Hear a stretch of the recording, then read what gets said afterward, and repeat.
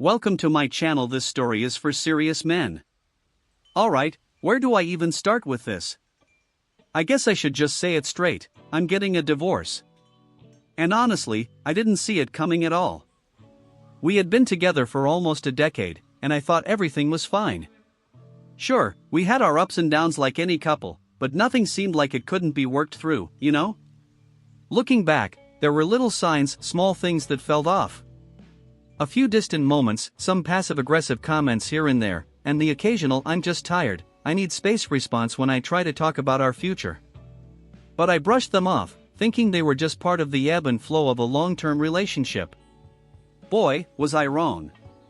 Then came the night I'll never forget. She came home later than usual, and instead of telling me about her day, she just looked at me and said, "I don't think I love you anymore." Simple words, but they hit me like a ton of bricks. At first, I thought she was just stressed, maybe going through something at work. I tried to talk to her about it, but all she did was shut down.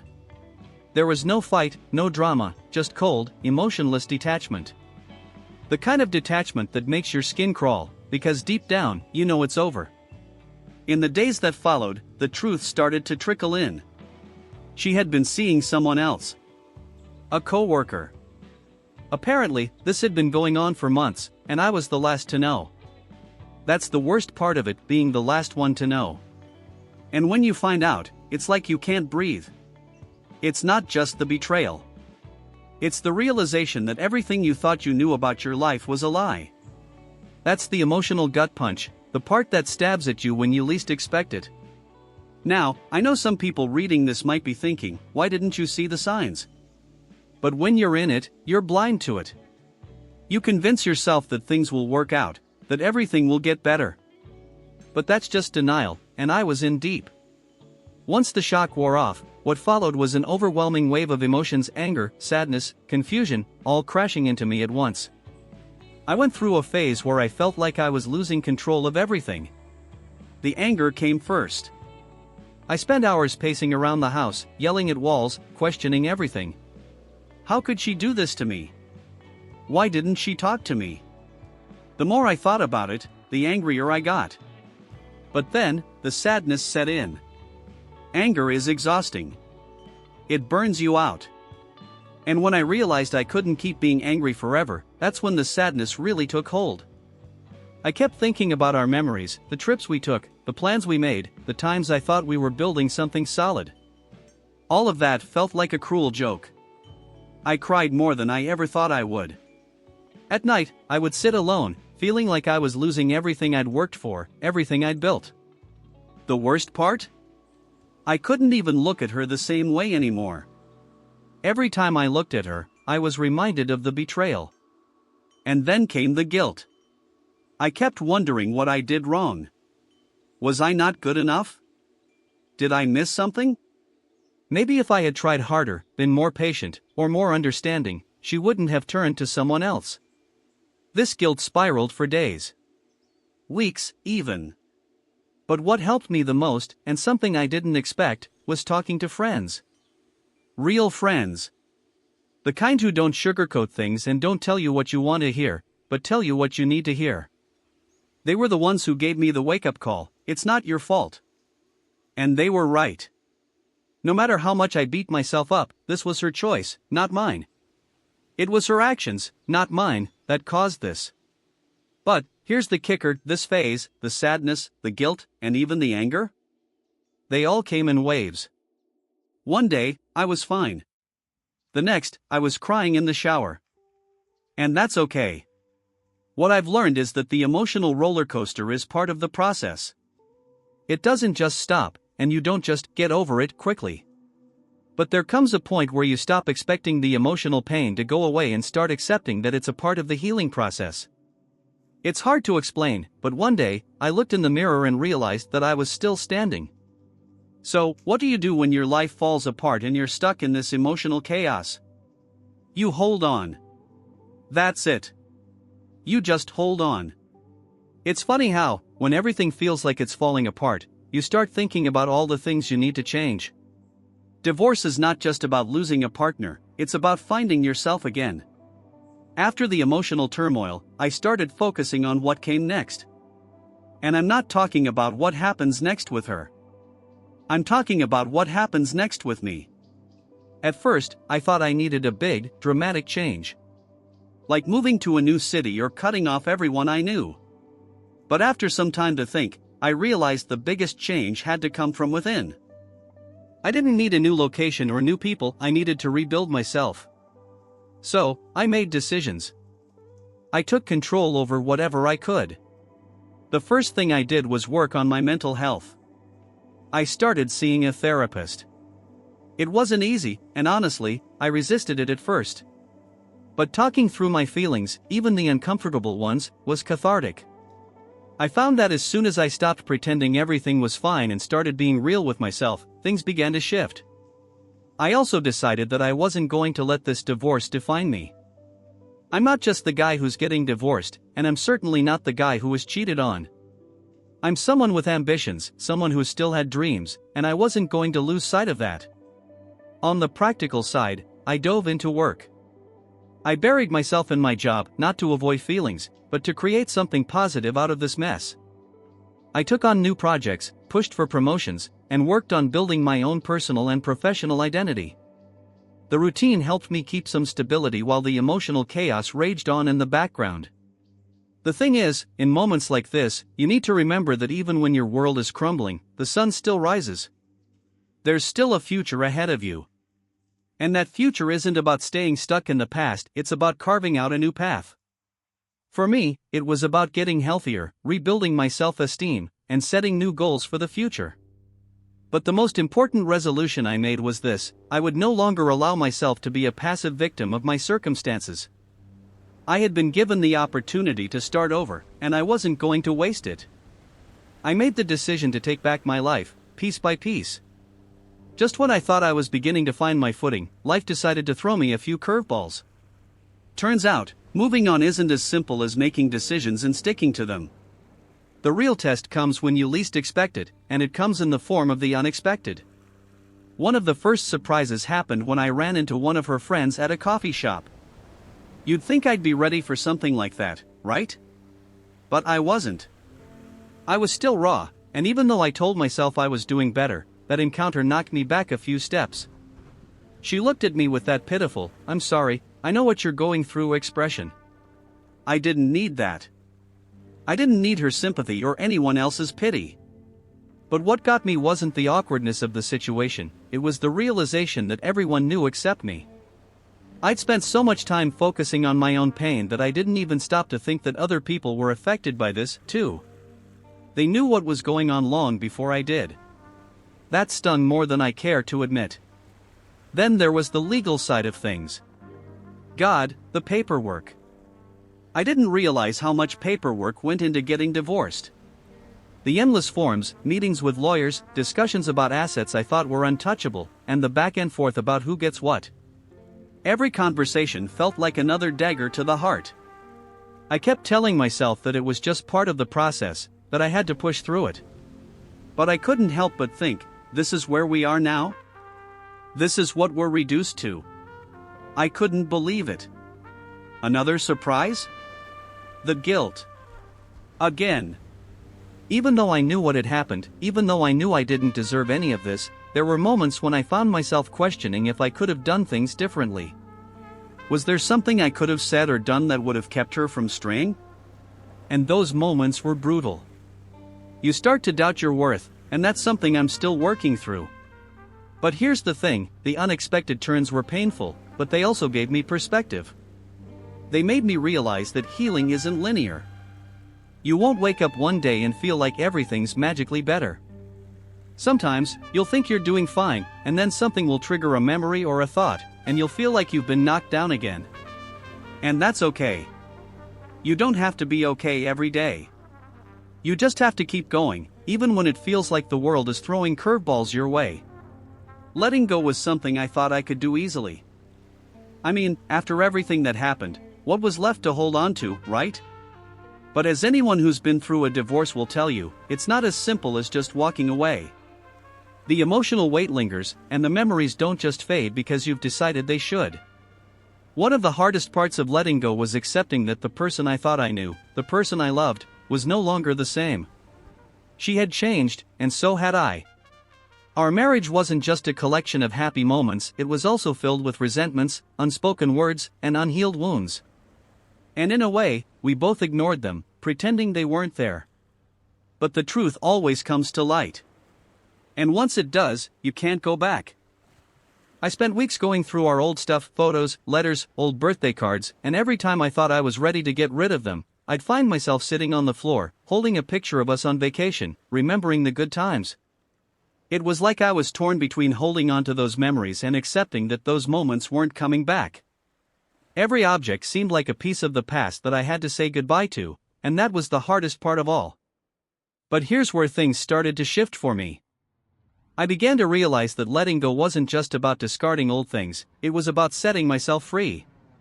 Free from the anger, the hurt, and the bitterness that had been festering inside me. It was about accepting that our time together, though full of love at some point, had run its course. That wasn't a failure on my part, it was just part of life. Relationships evolve, and sometimes, they end. As I started letting go, I also started making space for new things, new experiences, new friendships, and new goals. It wasn't immediate, and it wasn't easy, but little by little, I could feel the emotional burden lift. I began to focus on what I could control, my happiness, my health, and my future. And one day, I realized that I wasn't just surviving anymore, I was starting to thrive again. And here's the thing I want to say to anyone who's going through this: letting go is not a sign of weakness. It's a sign of strength. It takes courage to face the truth, to let go of what you thought was forever, and to rebuild yourself from the ground up. But that's what makes you stronger in the end. Once the dust started to settle, and I wasn't drowning in a sea of anger and confusion, something amazing began to happen. I started to rediscover myself. I'm not talking about the guy I was when I was with her. No, I'm talking about the person I'd forgotten over the years, the person I had put on the back burner to focus on us. The first thing I did was spend time alone. It sounds so simple, but trust me, it's harder than it seems. I had spent so much of my life being part of a couple that being alone felt like a void. But in that emptiness, I started to learn more about myself. I did things I'd forgotten I loved, like reading books, hiking, and even just cooking meals for myself without any pressure. It was liberating. I also spent a lot of time reflecting on who I was, outside of the labels of husband and ex-husband. The realization that I had been living for someone else's happiness, neglecting my own desires and dreams, hit me hard. I had no idea how much of myself I had lost in the process. But now, I had a chance to rediscover those pieces, one by one. I began to explore new interests and passions. I took up photography, something I had always wanted to do but never had the time for. I joined a local running group, met new people, and realized that I wasn't defined by my past, by the marriage, or by the mistakes I had made. I was defined by who I chose to be moving forward. That's the beauty of starting over, you get to choose who you become. There was one moment in particular when I was at a photography class, learning how to capture light in a completely different way than I had ever seen before. I remember looking at the image I had just taken, feeling a sense of accomplishment. That was the moment I realized that I could find beauty in the small things again. It was the moment I realized that I could be whole again, and that the world didn't end with the end of a marriage. Self-discovery was the hardest part of the whole process, but also the most rewarding. I had to accept that I wasn't perfect and that I still had a lot of growing to do. But that's what made the journey worthwhile. I wasn't just surviving the divorce, I was learning how to live again on my terms. After a while, the emotional roller coaster began to stabilize. I wasn't crying every night anymore, and I wasn't constantly battling anger. But just because I wasn't a wreck didn't mean everything was fine. There was this new reality I had to face, and it was honestly harder than I ever expected. The first thing that hit me was the silence. I was used to having someone around, someone to talk to, someone to share the day with. Even when things were bad, there was a rhythm to our life together. Now, the silence felt like a physical weight. I could hear my own thoughts too clearly, and they weren't always kind. It was a weird, hollow feeling, like my life had shrunk down to a much smaller version of itself. I also had to deal with the other reality: the world was still moving on. People still got married, had kids, and went about their lives as if nothing had changed. At first, that felt isolating. I couldn't help but compare my life to theirs. Friends would talk about their relationships, and it felt like I was on the outside looking in. I felt like I'd been left behind. And then there was the social aspect. Mutual friends would choose sides, and even though I knew it wasn't personal, it stung. Some people didn't know how to handle the situation, so they just vanished, and I was left trying to rebuild a support system. It was a lot of emotional work on top of everything else, and some days, I just didn't feel like I had the energy for it. But here's the kicker: this is where the real healing happens. It's in facing the discomfort of your new life. It's about accepting that the world has moved on, and now you need to do the same. It's about finding your place again, even when it feels like everything you knew is shifted. This wasn't just about surviving the divorce anymore, it was about stepping into a new version of my life, one that looked and felt different from the one I'd planned. So, what did I do to cope with this? I embraced the new normal. Slowly, I started finding joy in the small things again. I made new friends, even though it was awkward at first. I reconnected with old hobbies, took on new challenges, and began to carve out a new identity. I wasn't trying to replace what I lost, I was learning to build something different, something that was uniquely mine. Forgiveness. It's a word you hear a lot when people talk about healing after a divorce. But the thing is, I wasn't ready for it. Not at first. How could I forgive someone who betrayed me, someone I trusted with everything? The idea of letting go of the anger felt like I was somehow excusing her behavior, and I wasn't about to do that. But over time, something shifted. I realized that forgiveness wasn't about her, it was about me. Holding on to that anger, that resentment, was like carrying around a heavy backpack that I didn't need anymore. It was weighing me down, affecting everything from my work to my ability to move forward.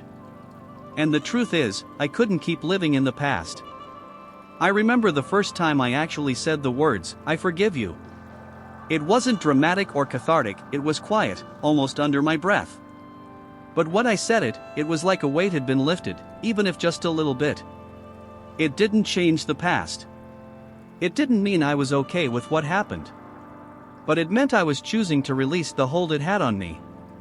The more I reflected on it, the more I realized that forgiveness wasn't about reconciling with the other person or pretending everything was fine. It was about letting go of the emotional grip they still had on my life.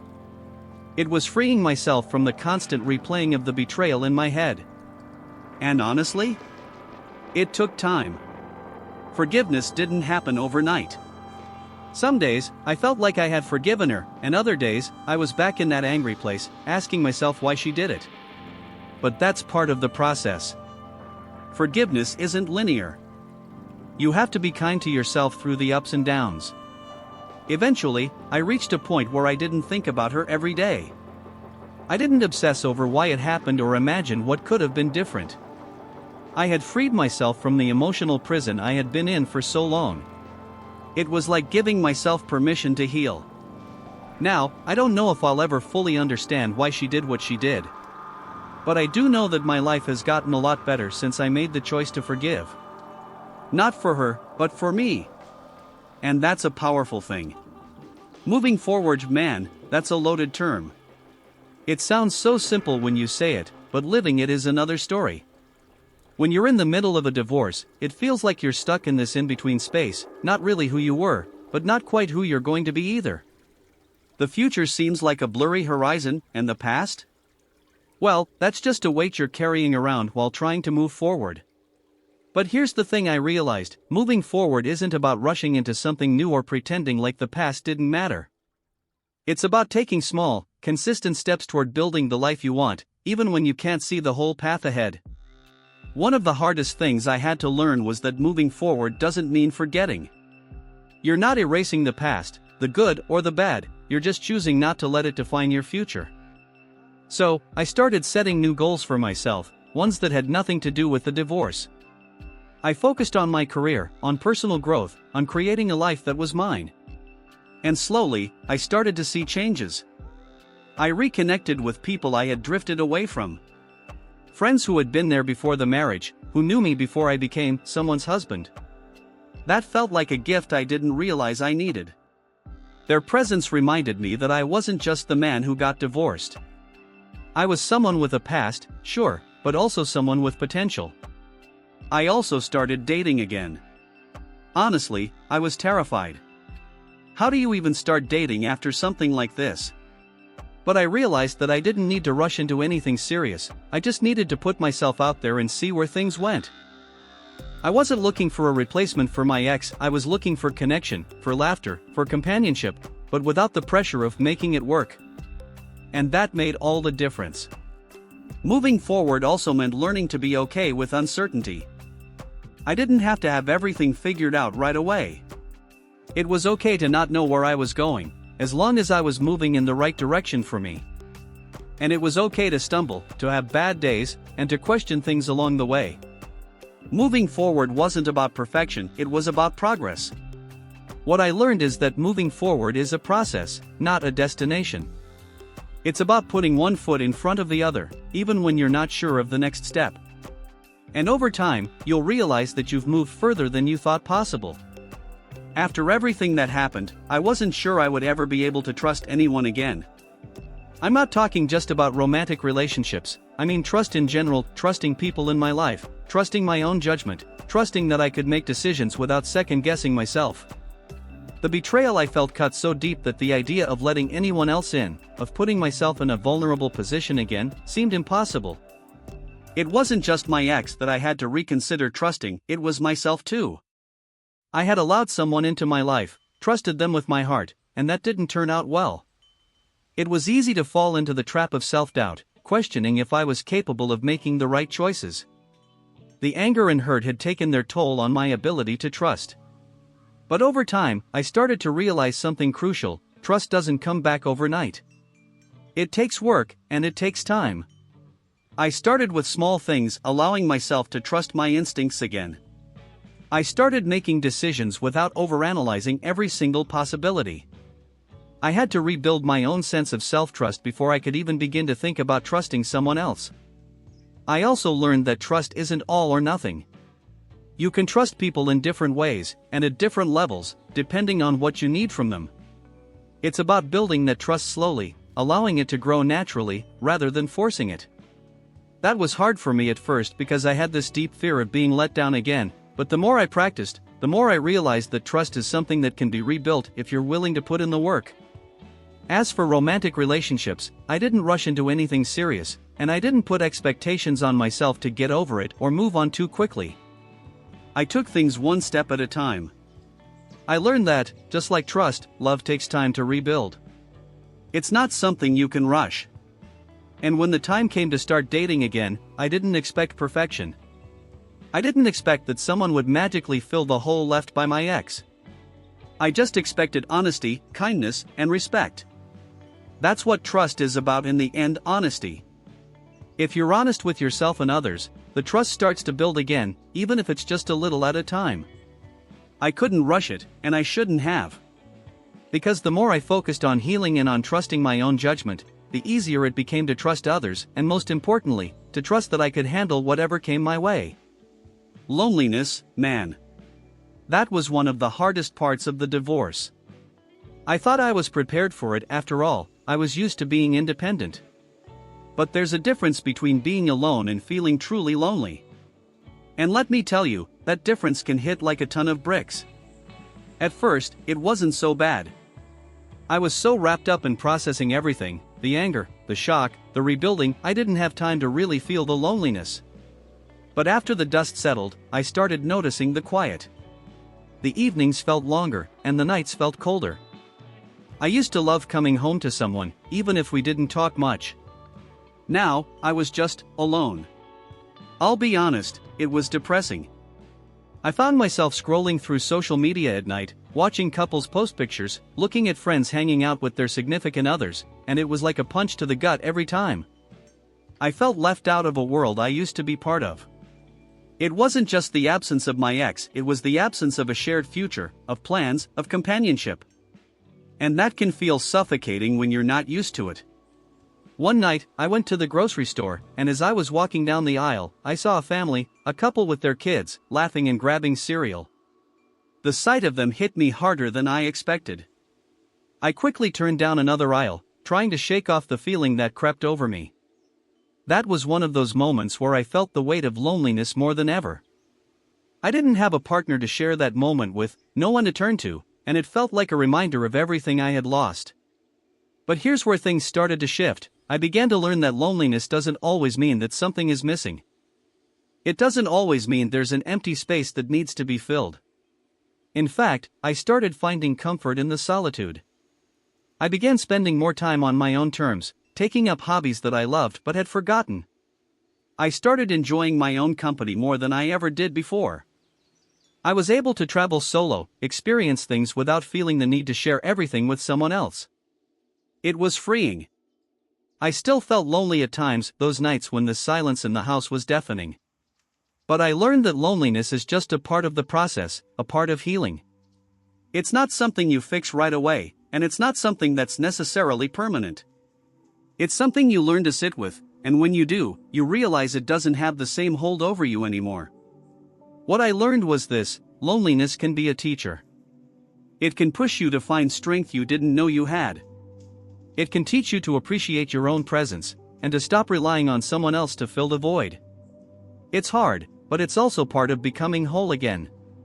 At some point during the whole process, I realized that I had completely forgotten who I was. Before the marriage, I had my own hobbies, my own life, my own set of goals. I wasn't just her husband or part of a couple. I was me, but somewhere along the way, I had let that go. I had spent so much time trying to make the marriage work, trying to make her happy, trying to be the perfect partner, that I lost touch with the parts of myself that made me happy. When the divorce happened, I felt like I was left with nothing but the shell of who I used to be. It was like looking in the mirror and seeing a stranger staring back at me. That's when I knew I had to do something. It was time to rediscover myself, just me, no titles, no labels, no expectations from anyone else. And that process was both exciting and terrifying. The first step was remembering what I actually liked to do. Sounds simple, right? But I had to dig deep. I started with the basics. What did I enjoy before? What made me feel alive? I started doing things I hadn't done in years, reading books I loved, watching movies I had put on the back burner, and even taking up new hobbies I had always been curious about. I tried photography, hiking, and even joined a cooking class. It was like stepping into a world that had been there all along, but I had been too distracted to notice. And through all this, I started to see something important. I wasn't just surviving anymore. I was beginning to thrive again. For the first time in a long time, I was focused on what I wanted, not what anyone else expected of me. I was reconnecting with my passions and figuring out what made me feel fulfilled, outside of a relationship. It wasn't a straight path, though. Some days, I felt overwhelmed by the weight of my past, and I questioned whether I'd ever truly feel whole again. But slowly, little by little, I started rebuilding my identity. It wasn't about who I was married to, or the life I thought I'd have, it was about me, discovering who I was now and who I wanted to be moving forward. What I realized is that a divorce doesn't have to define you. It's painful, it's messy, but it can also be the catalyst for self-discovery. For the first time in a long time, I was doing things for myself. I was becoming the person I had forgotten I could be. And that was a powerful feeling. As I kept moving through this post-divorce journey, something started to shift inside me.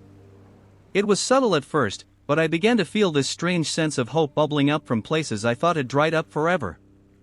The weight of the divorce wasn't gone, no, that pain, that anger, that frustration, they all lingered, but there was something new on the horizon, the possibility of a future. A future that was entirely my own. I started to understand that the future doesn't have to be dictated by the past. It's easy to get caught in the trap of thinking that your life is permanently shaped by what's happened. But the truth is, we all have the ability to create a future that's different from the one we expected. It wasn't going to be easy, though. I had moments where I felt overwhelmed by the unknown. The idea of dating again? Terrifying. The thought of fully opening up to someone else? harder than I could imagine. And there was the lingering fear of getting hurt again. But I also realized that, without the courage to face those fears, I was going to stay stuck in the same place forever. I started to take small steps toward the future I wanted. I reevaluated my career, thinking about what I really wanted to do. I started looking into new opportunities that I'd never considered before. The divorce had forced me to ask some hard questions, and now I was starting to answer them. For the first time in years, I was asking myself, what do I want? I also started looking at relationships differently. I didn't want to rush into anything, but I knew that I couldn't let fear dictate my future. I had to allow myself the possibility of love again, real love, not the kind that had been based on trying to fix something that was broken from the start. And while I didn't expect anything to happen overnight, the idea of opening my heart again didn't seem as terrifying as it once did. I had learned that the future, much like the present, is shaped by the choices we make. It wasn't about waiting for things to get better or hoping for some miracle to fix everything. It was about taking responsibility for my own happiness and making the changes I needed to make in order to build the life I wanted. It wasn't going to be easy, but it would be worth it. Looking ahead, I realized that the divorce wasn't the end of my story. It was just a chapter. The real story, the one where I get to define who I am and where I'm going, was just beginning. And that thought, while daunting, also filled me with excitement. When I look back on everything, on the divorce, on the heartbreak, the anger, the loneliness, I realize there's so much I've learned. Things I never thought I'd understand, and truths that hit me hard when I wasn't looking for them. First off, I learned that self-worth doesn't come from anyone else. I spent so much of my life seeking validation from others, especially in my marriage. I was so focused on making my ex happy, making things work, that I forgot about the importance of making sure I was happy too. It's easy to lose yourself in the effort to meet someone else's needs, but in doing so, you forget to nurture your own. Now, I understand that my self-worth has to come from within. It has to be about knowing I'm enough, just as I am, regardless of what's going on around me. Another big lesson? Relationships don't fix everything. It's a hard truth to swallow, especially when you've invested so much into one. But, I realized that a relationship, no matter how much love is involved, can't fill the void of personal happiness or self-fulfillment. You can't rely on someone else to make you feel whole, only you can do that. I spent years trying to make my ex the center of my world, thinking that's what love was supposed to look like. But love is about two whole people coming together, not two halves trying to become one. I also learned the importance of resilience. Divorce is brutal. It challenges you in ways you never expect. There are moments where you'll feel like you're drowning in sadness and frustration, and you'll wonder if you'll ever be able to pick up the pieces. But you will. You'll find strength in places you didn't know you had. And when you do, you'll look back and realize that, while the road was painful, it was also a path that led you to personal growth. To becoming someone who's stronger, wiser, and more capable of handling life's punches. The final lesson I learned was about forgiveness. Not for her, but for me. For a long time, I held on to bitterness, thinking that holding on to that anger would somehow make me feel justified. But it didn't. It only kept me stuck in the past. The moment I realized that I had to forgive myself for the mistakes I made, for the things I let slide, for the trust one placed in someone who didn't deserve it, it was like a weight lifted off my shoulders. I had to forgive myself to move forward, to let go of the baggage and the bitterness that was keeping me anchored in a life that was no longer mine. Forgiveness doesn't mean you forget what happened or that you condone what was done. It just means you're ready to move on, to stop letting the past control you. And let me tell you, that's freedom. As I sit here, reflecting on everything, I can't help but feel a sense of peace that I didn't think was possible just a few months ago. The road to recovery was anything but easy. Hell, I'd be lying if I said I didn't still have my moments of doubt, anger, and frustration. But I've learned so much about myself, about life, and about what it means to truly heal. It's easy to get stuck in the aftermath of a divorce, to let the bitterness or sadness take over. I won't lie, I spent a lot of time there. I wondered if I'd ever feel whole again, if I'd ever find someone I could trust, if I'd ever be able to truly love myself. But now, as I look ahead, I realize that the most important relationship I have is with myself. And once I started focusing on that, everything else fell into place. Moving forward, I don't have all the answers. I don't know what the future holds or if I'll ever fully get over everything that happened. But I do know one thing: I'm okay. More than okay, actually. I'm stronger than I ever thought I could be, and I've learned to navigate life with more patience, more grace, and a whole lot more self-love. I've discovered new passions, new joys, and a new version of myself that I'm proud of. For anyone else going through a similar journey, my advice is this: don't rush it. Healing takes time. You're going to have days where it feels like the pain will never end, and other days where you'll feel like you're on top of the world. But trust the process. Trust that you're becoming the person you're meant to be, and that every tear, every moment of pain, is helping you grow stronger. I don't have all the answers, and I'm not sure what my love life will look like in the future, but for the first time in a long time, I'm excited about the possibilities. The future isn't something to fear. It's something to embrace. And that's a lesson I'll carry with me from this point forward. So to anyone reading this who's going through a divorce, or any kind of tough breakup, know this: you will survive. You will come out on the other side stronger, wiser, and with a heart that's capable of loving again. But before you can love anyone else, you have to learn to love yourself first. And that's the most important lesson I could ever share.